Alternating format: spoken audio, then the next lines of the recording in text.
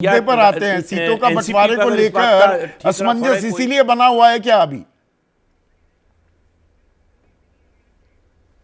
नहीं, मैंने आपसे फिर कहा, असमंजस जैसी कोई चीज नहीं है, सारी चीजें तय हैं, समय आने पे उसकी घोषणा होगी। सिर्फ इंतजार इस बात का है, समय का।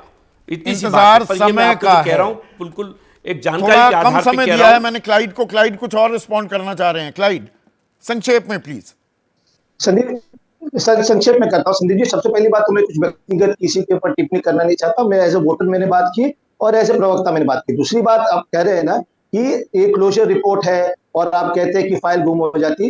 एक सादी बात मैं आपसे कहना चाहता हूँ कि अजीत पवार जी बीजेपी के साथ जाने के 4 दिन पहले हमारे आदरणीय प्रधानमंत्री जी नेचुरली करप्ट पार्टी कहते हैं, 70,000 करोड़ का सिंचन घोटाले के बारे में बात कर रहे हो, अजीत पवार जी का नाम ले रहे हैं, और 4 दिन बाद अजीत पवार जी साफ सुथरे तो घोटाला किया था तो अजीत पवार ने, तब तो वो आप ही की पार्टी का हिस्सा थे जी। घोटाला किया था, वही तो मैं कह रहा हूं। हम तो हमेशा, अरे मैं प्रवक्ता हूं, मैं तो डिफेंड कर रहा था उन्हें हमेशा। तो वो सच है या ये सच है, वो गलत है या ये गलत है, ये तो भाजपा नहीं कहनी चाहिए।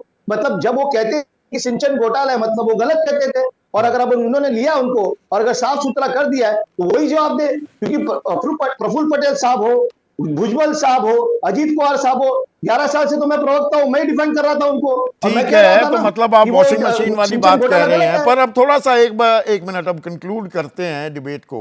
पंकज शर्मा, ये 24 के चुनाव की तैयारियों पर क्या नैरेटिव बन रहा है आम आदमी के जहन में? मीडिया जो कह रहा है छोड़िए उस बात को, देखिए आम आदमी के सामने क्या संदेश जा रहा है? देखिए, माहौल जिस तरह का है और ज़मीनी स्थिति जो लग रही है, उसमें भारतीय जनता पार्टी को स्पष्ट बहुमत नहीं मिल रहा है जीतने का। ये बात एकदम पक्की है। और मतदाता इस बार तब भी कांग्रेस के नेता बीजेपी की नैया पर सवार होना चाह रहे हैं।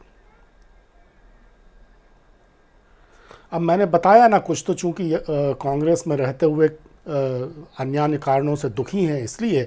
दूसरा ये भी है कि नरेंद्र भाई मोदी की सरकार जिस तरह से हथकंडों का इस्तेमाल कर रही है लोगों को अपने साथ जोड़ने के लिए, क्योंकि वो बहुत हताशा में है, तो वो भी तो एक बहुत बड़ा कारण है।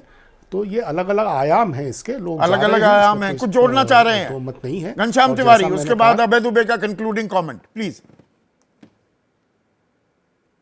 देखिए, दो सरल वाक्यों में कहूंगा। एक तो कोई भी बड़े जनाधार का नेता भारतीय जनता पार्टी की तरफ नहीं जा रहा है। अगर आप चुनाव घोषणा के समय से देखें, जिन लोगों को कुछ त्वरित लाभ हो रहा है वो जरूर जा रहे होंगे। और आज जिस तरीके से पे पीएम ट्रेंड कर रहा है, प्रधानमंत्री की साख बहुत गिरी हुई है।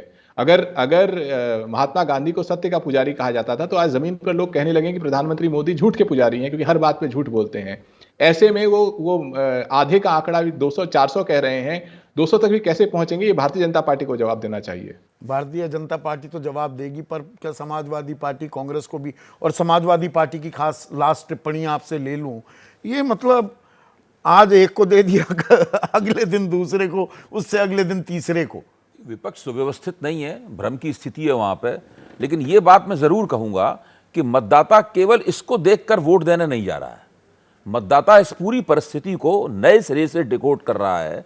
ये जब से प्रधानमंत्री ने भ्रष्टाचार को मुद्दा बनाया है और उनकी पार्टी में 2014 के बाद से जो इंडियन एक्सप्रेस आपने कल कार्यक्रम किया था, वो जो हुआ है, इसके बाद से मैं मानता हूं कि मतदाता ने पूरी लोकसभा की स्थिति को नए सिरे से डिकोड करना शुरू किया है। जिस कांग्रेस को पूरा भ्रष्टाचारी पार्टी बताते हैं, उसके जो नेता आना चाह रहा है उसको वो देखिए वेलकम किया जा रहा है। कांग्रेसीकरण भी हो रहा है क्या बीजेपी का? इसका दूसरा पहलू ये है कि अगर आप फुटकर लोगों से बातचीत करें तो लोगों के दिमाग में ये बातें पक रही हैं और लोग इस बात को पूछते हैं कि भाई ऐसा भी हो रहा है।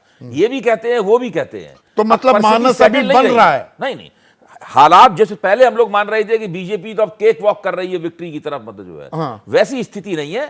तो लोगों ने दोबारा सोचना शुरू किया है। तो लोगों ने दोबारा सोचना शुरू किया है क्या? हजारों की तादाद में आपकी राय भी आ रही है। जनता का मानस अभी बन रहा है क्या? मुद्दे अभी क्रिस्टलाइज नहीं हुए हैं क्या?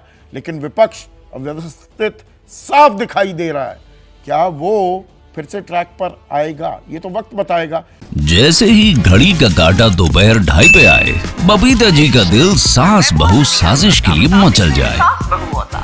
और ये है इनकी बहू, पूरे दिन ऑफिस की टेंशन हो जाए गॉन जब ये करें अपना फेवरेट शो फ्री टाइम पे ऑन।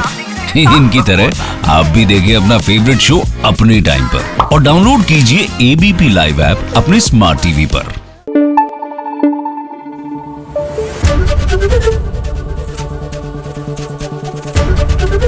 एबीपी न्यूज आपको रखे आगे।